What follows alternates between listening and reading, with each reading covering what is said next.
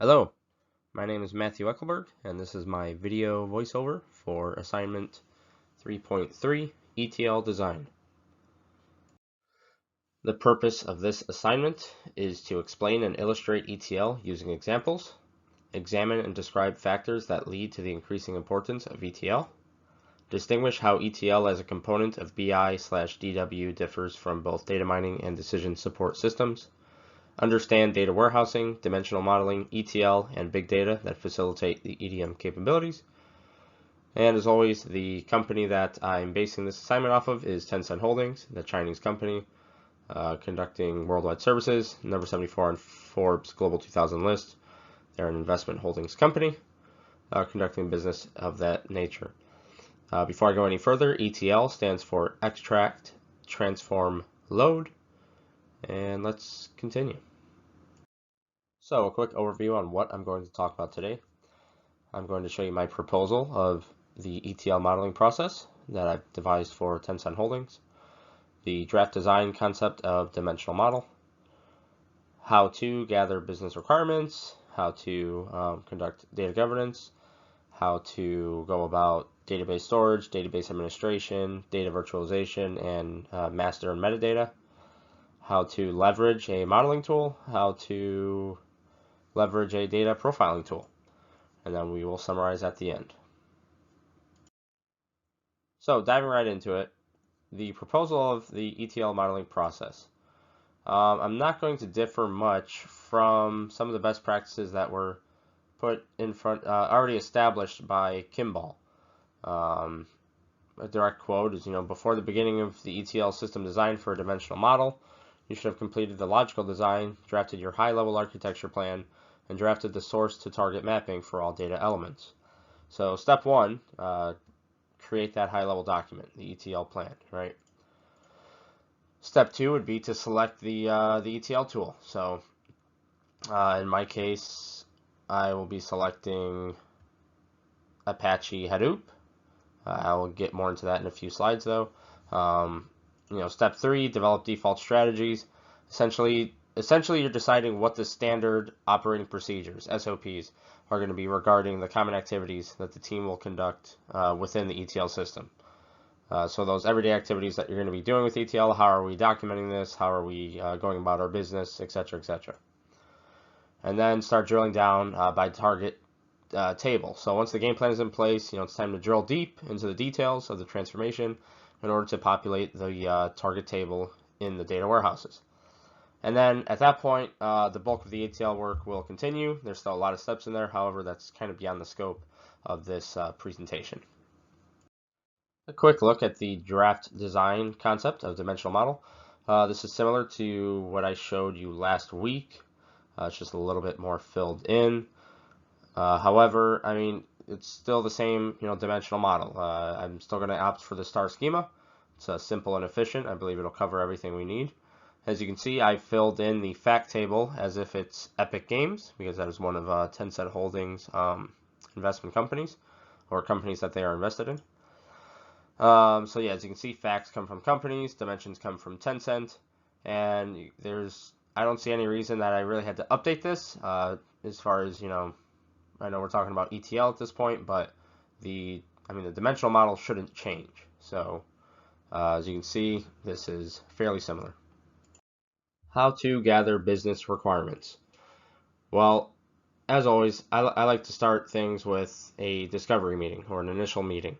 And that's, again, that's where stakeholders, management, champions from across various departments will all meet, discuss, and come up with exactly what the business requirements, goals, and expectations are for the ETL solution. Things that, some topics that need to be stressed during that meeting, specifically for this, being the ETL portion of the, BI solution, is database storage. Database storage can become very expensive very quickly. Is this something that's already on premise? Are we running our own databases? Are the databases being managed in the cloud? Are you managing them yourselves, or is the company taking advantage of something such as AWS Relational Database Service, where it's self-administered by AWS?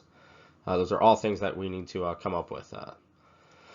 Data virtualization, very useful for real-time results from many different sources of of raw data, both structured and unstructured. Is this something that we'd want to incorporate? I would argue yes, especially because for the fact that Tencent could create a real-time view of all the fact tables from their investments. So that could really clear up some overhead as far as, the constant back and forth. Other things we're going to want to talk about is master and metadata. So these become very important things when ETL is involved, and the management of these minute types of data can be covered under the all-encompassing umbrella of data governance. The term that, also encompasses concepts ranging from data stewardship, data quality, planning and monitoring of data assets, and data compliance, right? The best description I've heard regarding metadata is it is data about data.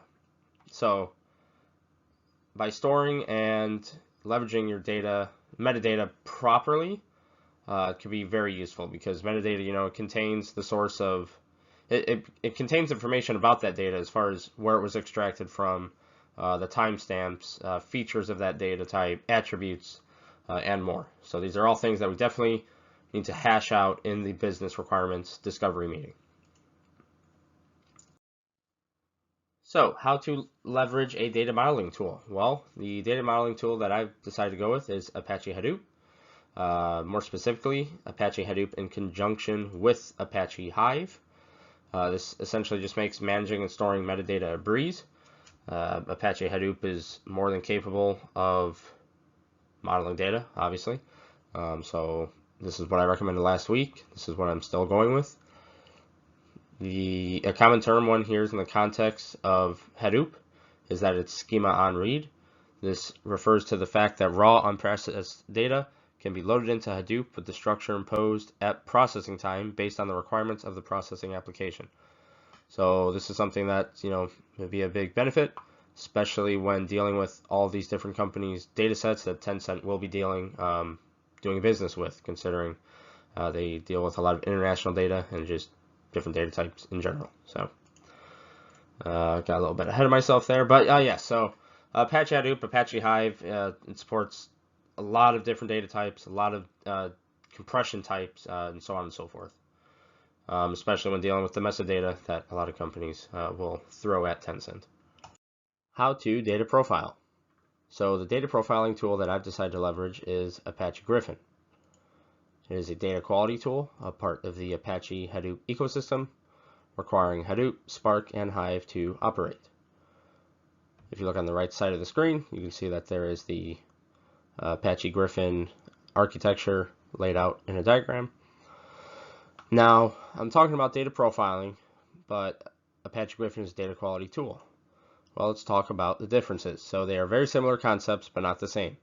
Data quality is evaluating the accuracy, validity, and completeness of data, whereas data profiling is a systematic analysis of the content of a data source. The way that I've broken it down that's a lot simpler is it's essentially a bird's eye view versus a magnified view. So what is this data quality, what is Apache Griffin going to measure? If you look over in the architecture, it's going to be looking at things such as the accuracy, the completeness, timeliness, uniqueness, validity, and consistency. All things that we definitely want to leverage, considering that this ETL is going to be attributing to a enterprise data warehouse. So these things need to be it needs to be clean data so that the company can make intelligent data-driven decisions. So, quick summary on what we spoke about today. I proposed my ETL modeling process. I showed you my design concept of a dimensional model. We went over how to gather business requirements, data governance, database storage, administration, virtualization, metadata, how to leverage modeling tool, how to data profile, and the summary. Thank you very much for taking the time to listen to my presentation. My name is Matthew Eckelberg. I hope you have a great day. Bye-bye.